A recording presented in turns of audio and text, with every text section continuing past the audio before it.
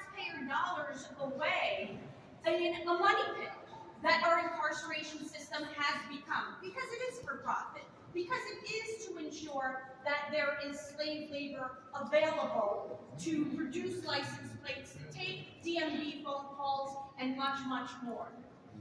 That system in New York State has to end. And the path to ending that mass incarceration system is this bill to expand diversion courts in New York State. Every single New Yorker that comes before a court having done something wrong, presumably, should be afforded due process. And too many times, mental health gets in the way of these New Yorkers' due process actually being respected. It's bad enough that our court system isn't respecting people's rights to a speedy trial.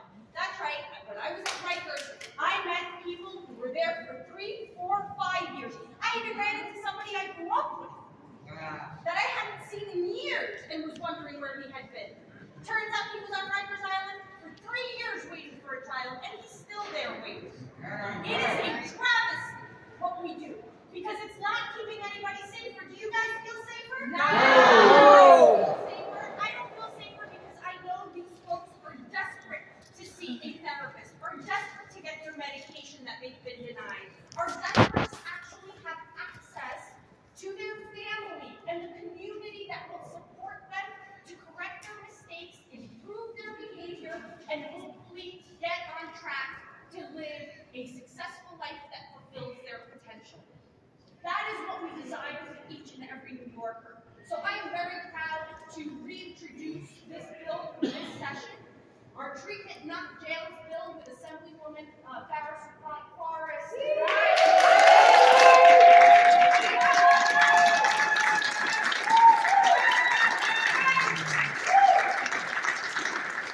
Who is not only an assembly member, but actually a health professional. She is a nurse with experience and knows what she is talking about. Which is why she sponsors this bill in the assembly, because we understand collectively as a Black and brown community that mental health needs to be taken seriously, that it only got worse through and after the pandemic, that we're collectively and individually grieving. And so by expanding diversion courts, which by the way already exist mostly in Brooklyn and Ontario County. So this isn't a radical liberal idea. No. This is a proper use of resources. When we are spending $500,000 a year to incarcerate one human being, we must understand that providing them the mental health services that they need will actually cut that bill more than half. This bill is fiscally responsible. This bill is responsible to the public health safety of all of our community. So, with that, I'm gonna turn it back to Mark. I want to thank everybody for being here. I want to urge everyone who is here and listening to talk to their senator and their assembly member. Make sure that they are a co-sponsor on our bill this year. Clearly, there's a lot of movement with our courts, right? We made sure that we weren't getting a conservative chief judge in the state of New York. People are paying attention than ever before to what's happening with our courts. Let's ensure that care continues to transcend into our laws so that it is mandated that we have to provide people with treatment, not jail.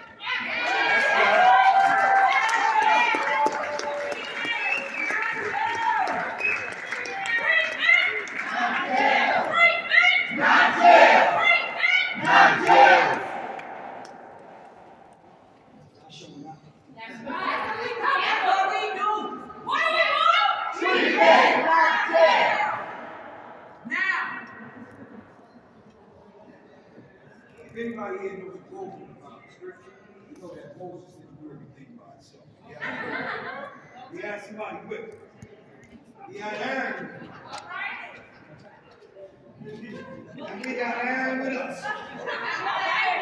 So we're going to part this Red Sea, and we're going to get to the finish line this year With what? Treatment not jail.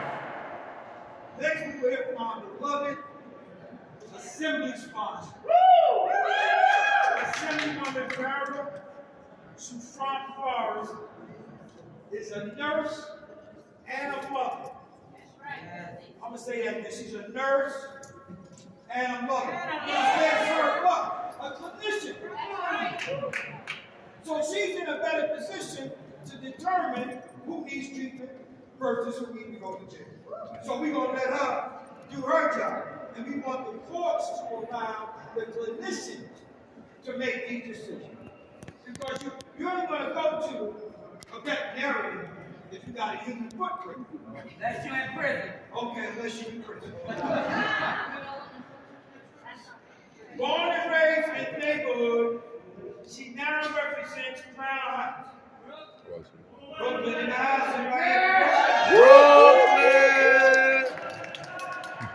Coming from a medical background, she knows better than anyone why medical professionals, not lawyers and judges, should be making medical decisions about someone's treatment.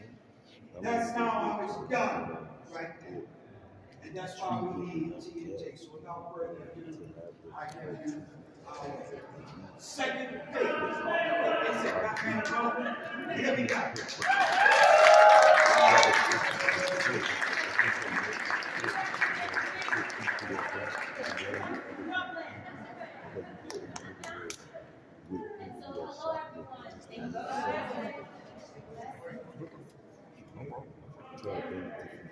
I do want to take some time to thank you that are here because I know that Senator Ramos and I are fighting on the inside. We cannot do it alone. So shout out NY and New York City Defense Services, Urban Justice Center, Mental Health Project, Bronx Defenders, NAMI, NYC, Freedom Agenda, Legal Aid, Muslim Defenders, Qatar, Local, Redemption Center, Lead National Support Bureau. Doctors, residents are in the house. Citizen Action, A Little Piece of Life, Fountain House, cases. Thank you so much. As you can see, we are rolling deep.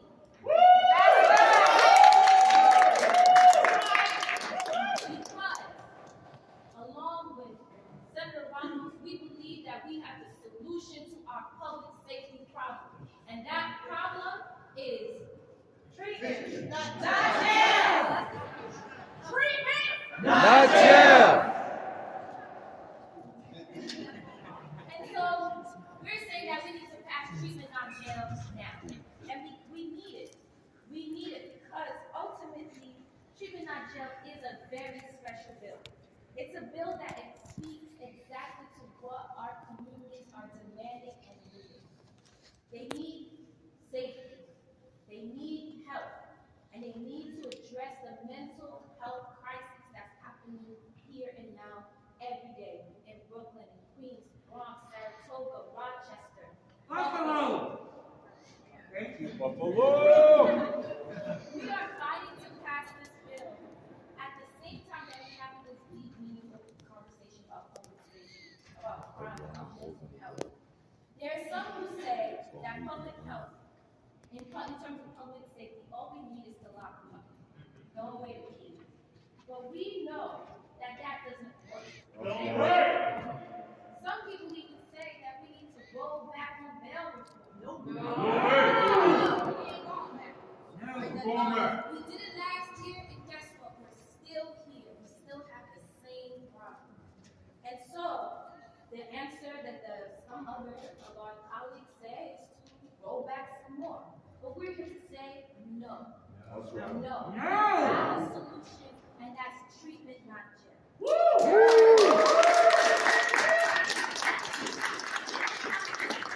And say that it is insanity. The insanity is doing what we know doesn't work. We lock up people, and then we wonder why we still have this problem. We lock up people, and we wonder why we're still not safe. That is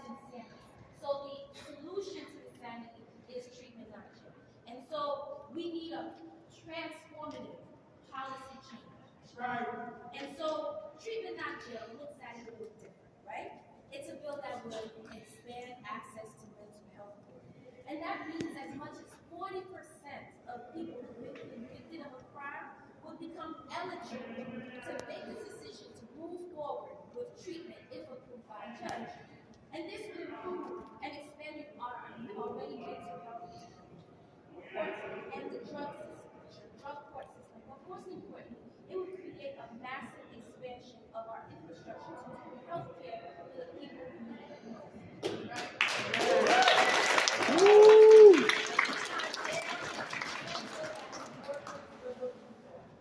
When we say public safety, we want people to say treatment, not jail. Why?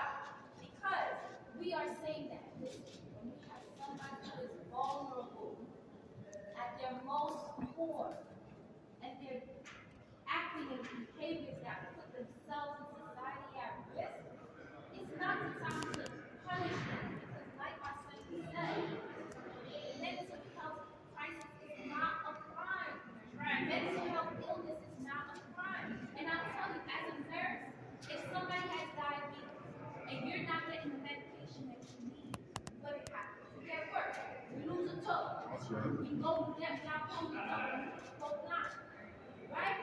So, as a nurse, I'm telling you, if you have untreated mental health issues, you need to get help instead of being locked up. In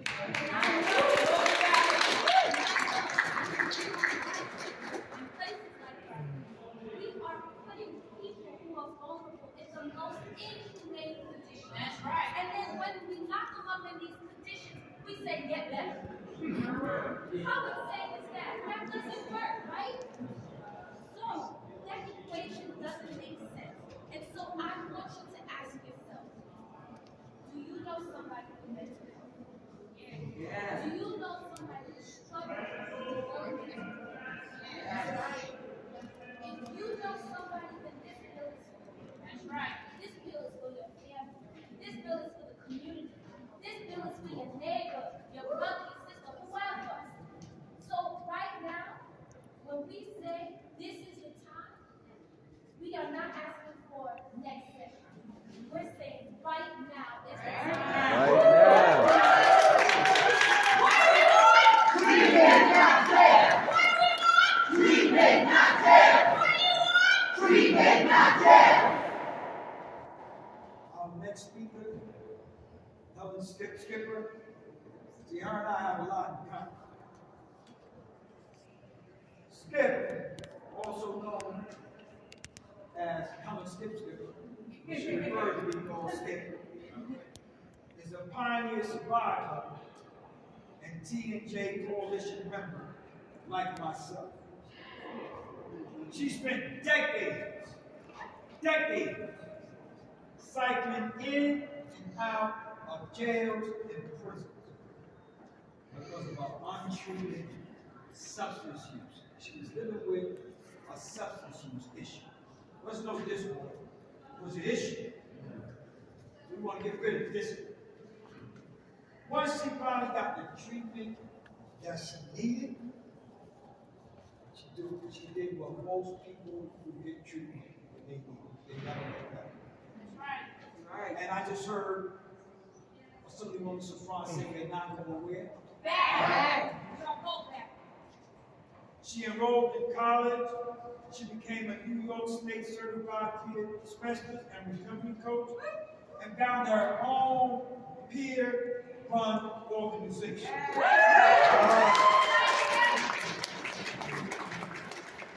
Called the New York City Justice Peers Initiative, which helps support, mentor, and guide those in the criminal legal system with underlying mental health and substance use issues. Without further ado, I give you Skip.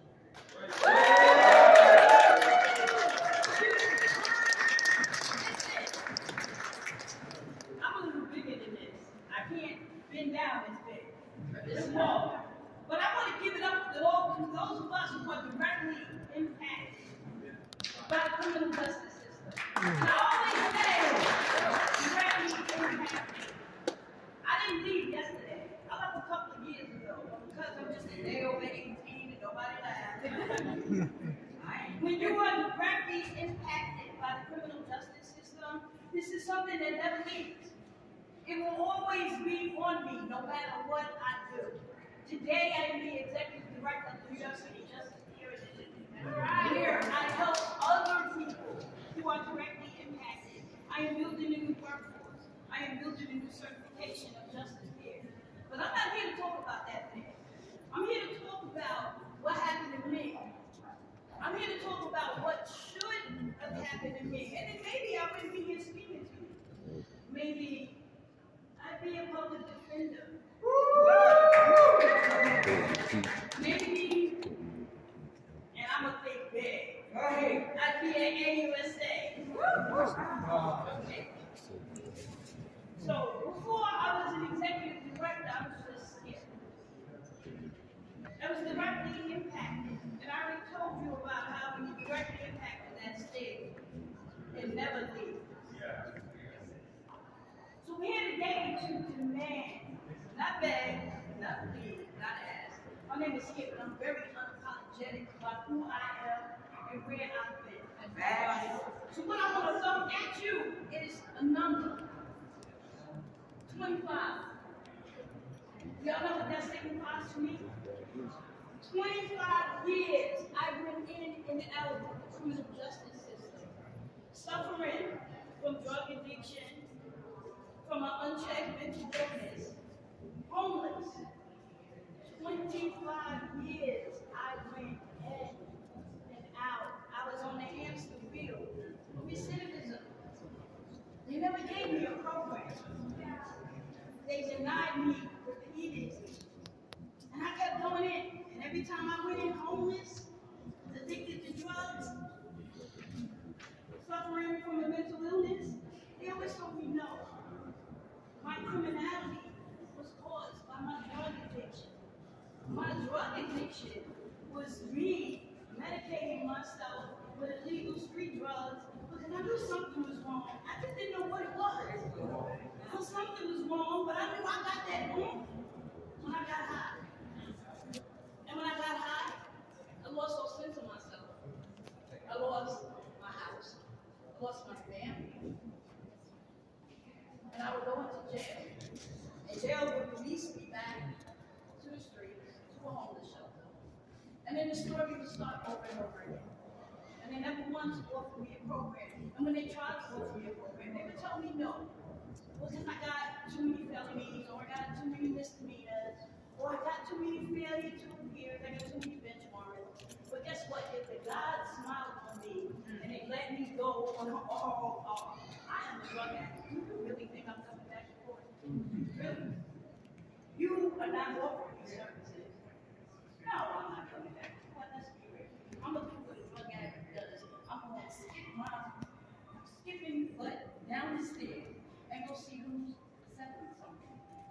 And if I get arrested for a felony drug sale, which is really entrapment, I'm not selling drugs.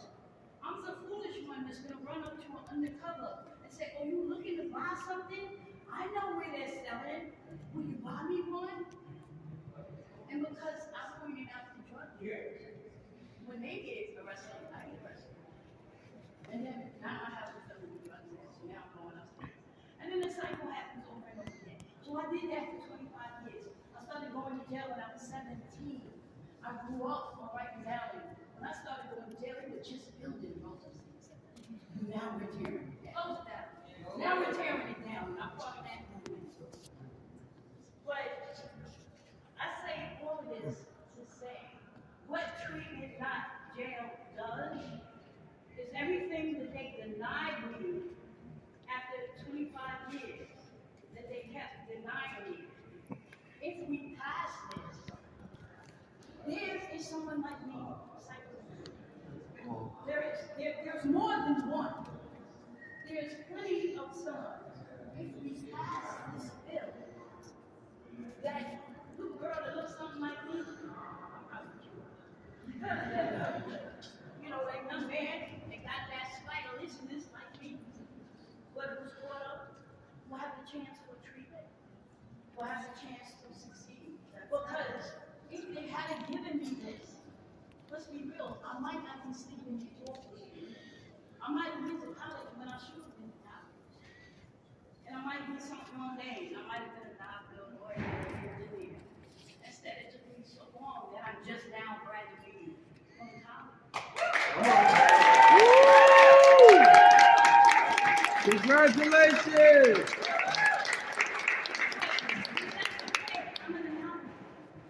Okay, I am somebody with direct lived experience, and I use that in what I do. I am a criminologist, I am a researcher.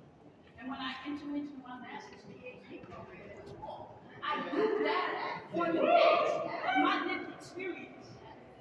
You know, so when you call me Dr. Skip instead of crackhead, do that with a smile. Because I'm going to accept it with a smile. You know what I'm saying? But I'm going to end this for now. But we have so much more to do. The road is not over. The work is not finished. This is you. And you are the work. And you are called to this like this. I ask you to please join us. I ask the rest of the politicians in New York State to join us in your constituents. You have people who have the same story, and I ask you that you listen to the stories. You have relatives, you have friends. The fiction angel? I ask that you listen, and I ask that you follow. Thank you for listening to me, not listening at me. I'm scared, y'all. Thank you!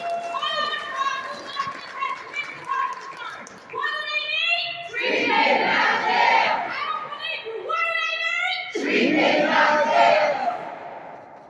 One of the things I love about this particular bill is that he's called out the people who are in the legislature that have sense. These are people who have sense. It's called common sense. We're trying to reason with them that don't understand common sense. But we have the right ones now that are with us that understand common sense. Assembly member Monique Chandler Waterman.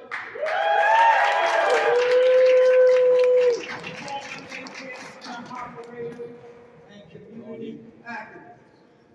Came to the assembly last May and quickly became the true voice of community safety.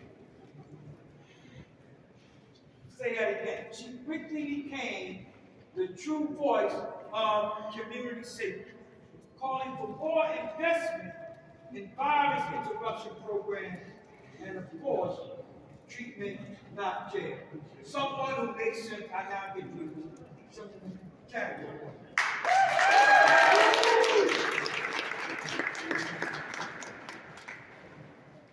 Right. Good morning. I am Assemblywoman Monique Chandler Brooklyn.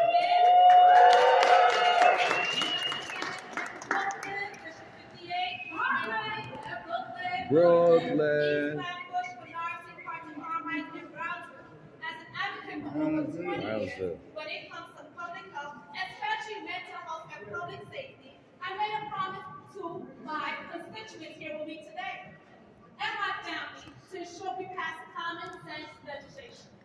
As a woman of my word, we created multiple task forces within our office, mainly public safety and mental health. The mission to focus on intervention, prevention, restoration, and legislation. This task force is made up of community members with lived experience, those who are justice impacted, and those who are living with mental health conditions. Our goal is to destigmatize and decriminalize and ensure the community members with lived experience are at the table in a real way. And I would say, here's the table, here's the proof. Right? The communities I represent are about 90% black and brown. And we know that there are disparities when it comes to incarceration.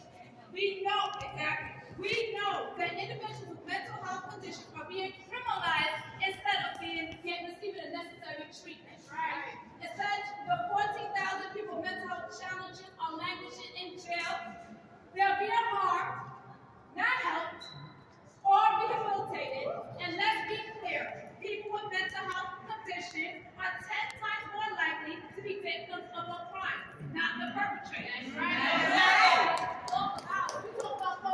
That's right. Treatment not jail, here I am. Let's go. Let's go. We treat people with humanity and meet the needs that we know we have, that they have. Mental health treatment towards our way towards a better public health. We cannot expect a person with mental health condition to walk out of jail, be trapped at the doors of a homeless shelter, and thrive. Would you thrive without stable housing? No. Malnutrition? No. Add to the stress of living with mental health conditions, do we really expect success without the tools to navigate the maze to secure housing, treatment, employment, and benefits? What we have here is a public health crisis. That's right. Right.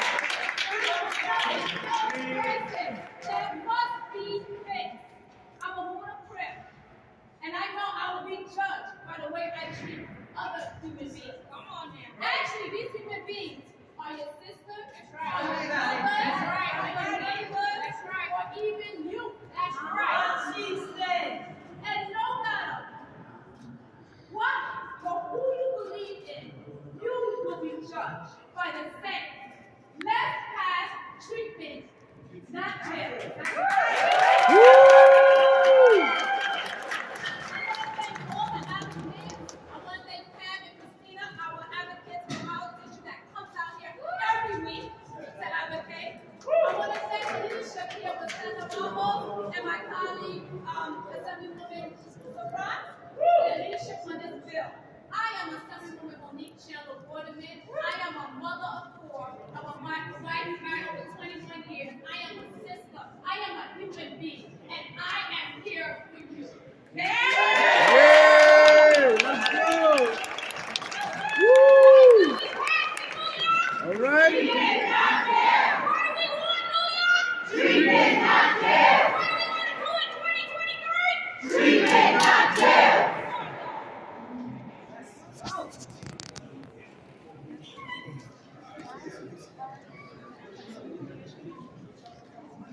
Oh, we got time?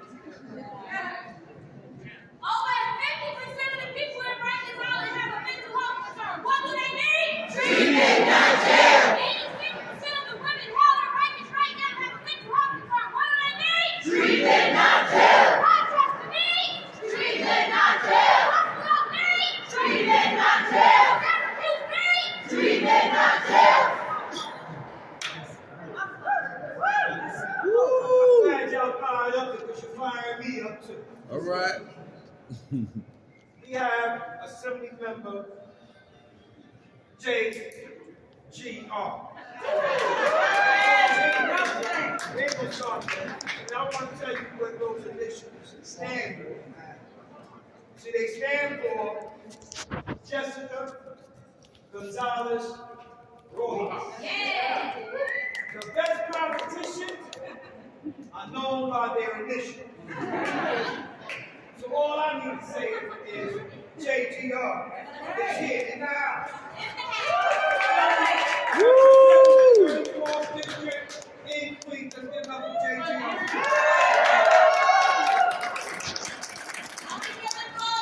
Great. My district now includes the bridge to Rikers Island. Not Rikers Island, but the bridge to Rikers Island. And I can walk there. And I walked there many times. And in September of 2021, I walked to Rikers Island, joined Senator Ramos, and a whole cohort of other members of the Assembly, members of Congress, members of the city government, to see for ourselves the conditions in Rikers Island. And what we saw was horrific. What we saw was inhumane. What we saw were conditions not an animal should live in. And what Senator Ramos and I saw was someone tried to commit suicide. Someone who tried to hang themselves in front of our face while we were there. This person should never have been on Rikers Island.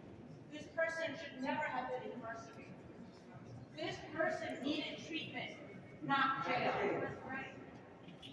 And a few days later, I got a phone call in my office from their mother.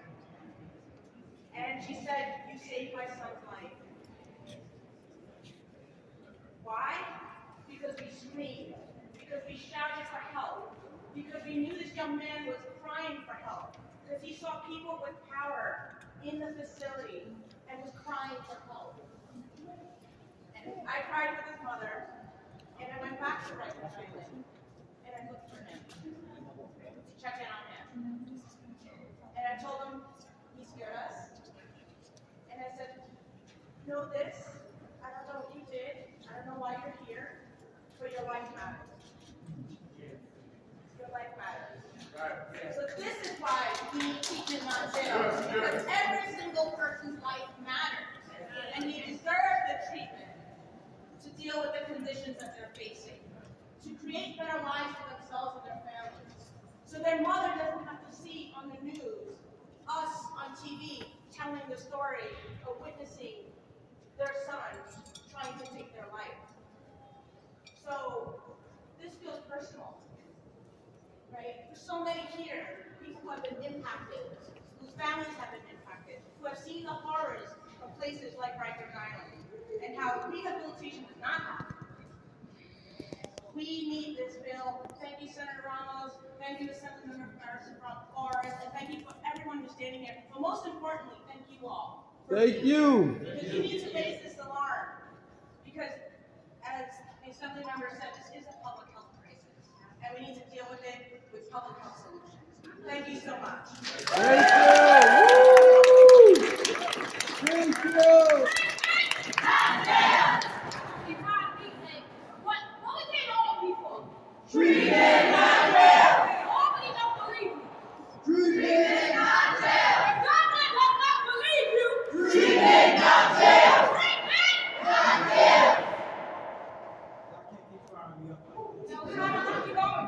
You gotta keep you Next going. speaker is Chief Brendan Cox, the former chief of Albany Police Department. See, I gotta say that again. The former chief of police for Albany. He saw too many New Yorkers cycling through our criminal legal system due to underlying drug and mental health issues. So he decided to try to stop that ugly, vicious cycle. He created one of the first law enforcement assisted diversion programs in the country, pioneer, where police officers are trained to connect with people, with services they need, rather than arrest people. Rather than arrest people so clearly just need help. That's all they need. Now Chief Cox travels across the country, urging other police departments to follow suit.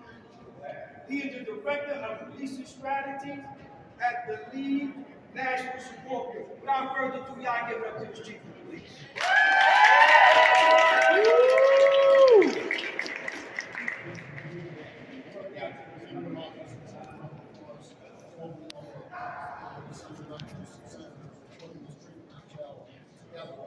Now someone really take this special things to Dr. Skip.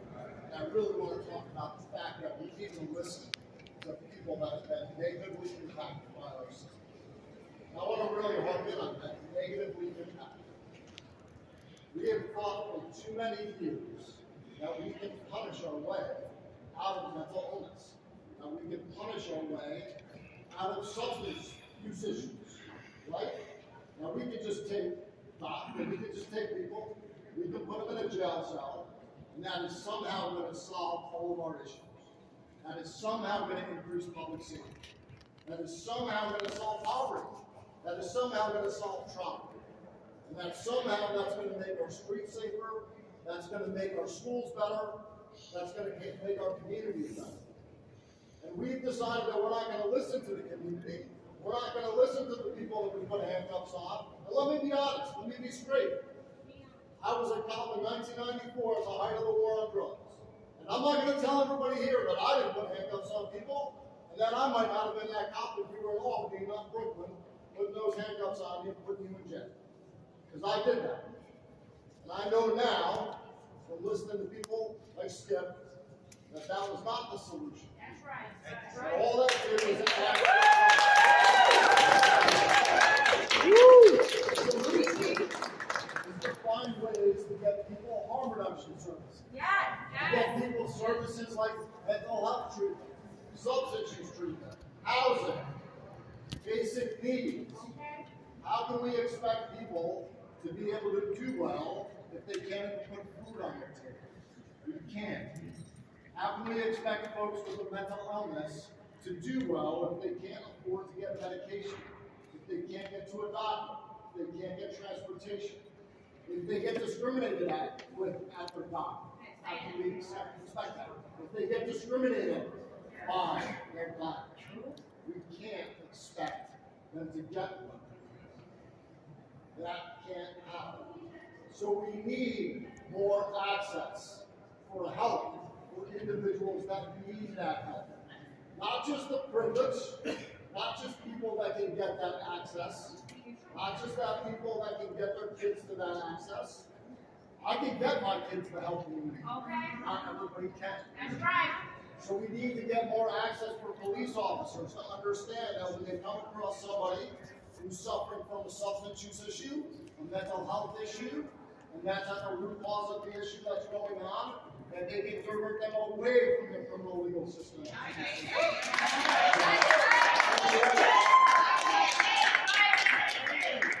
And if that person does get arrested, that there's treatment, not jails, so the judge has another way to address the issue, so the person can go back to the community and get community-based services and stay in the community.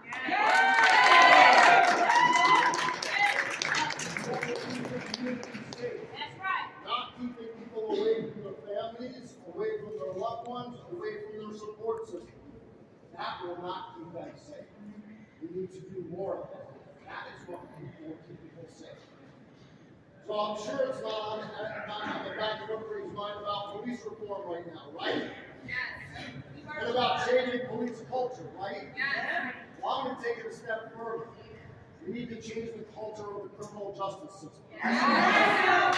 The only way to change the culture of the criminal justice system is to treat people humanely, to treat people like human beings, respectfully, and to get people help rather than punishment. Treatment, not jails, is a step in that direction. So let's get it done. Not jail! Not jail! Not jail!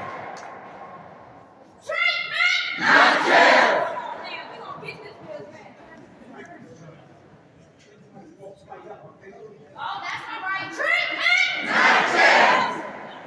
Now, I know y'all wouldn't believe if I didn't tell y'all that he was a police chief. Oh, I would believe it.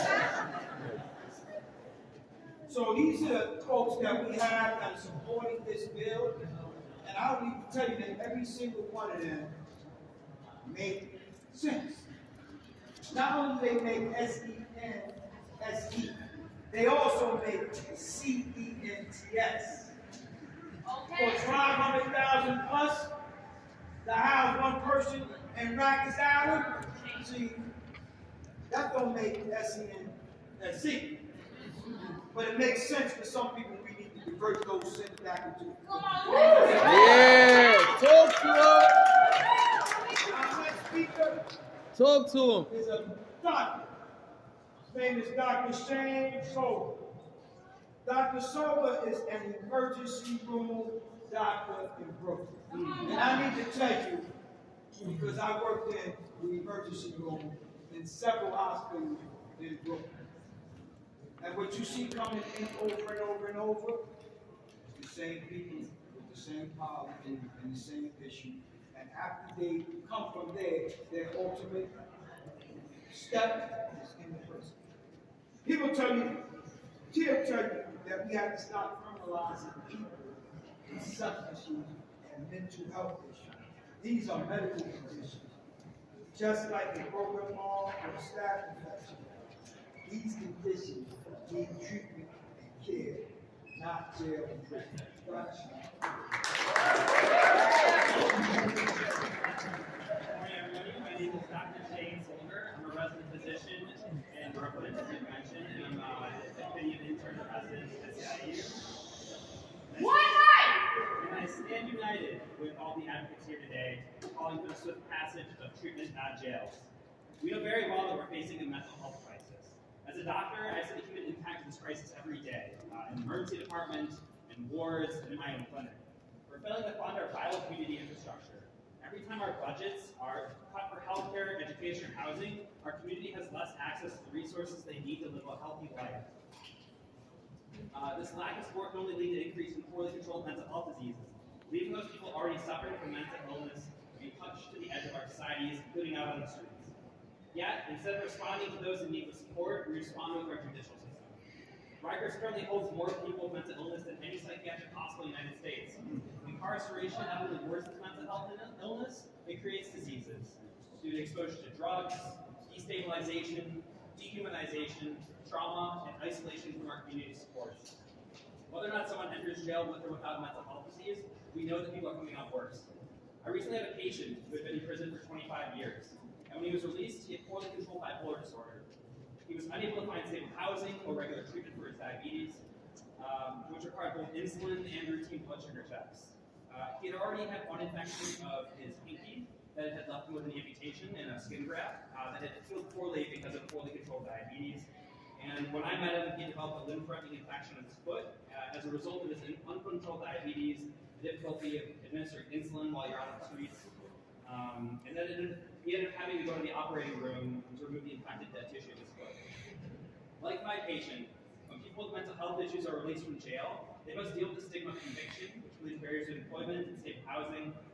This kind of insecurity and difficulty of reintegration contributes to repeat offenses and it traps multiple people like my patient in a destructive cycle that affects all of us.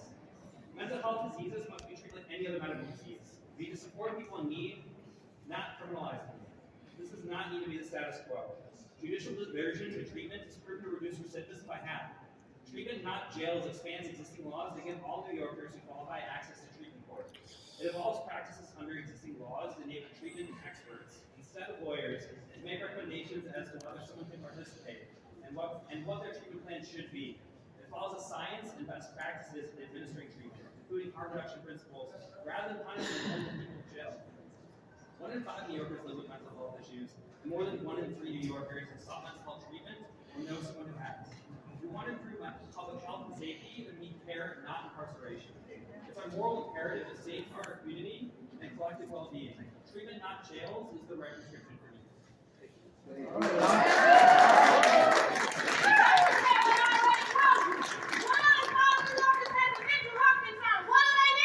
Treatment, not jail. What are we going to give them? Treatment, not jail.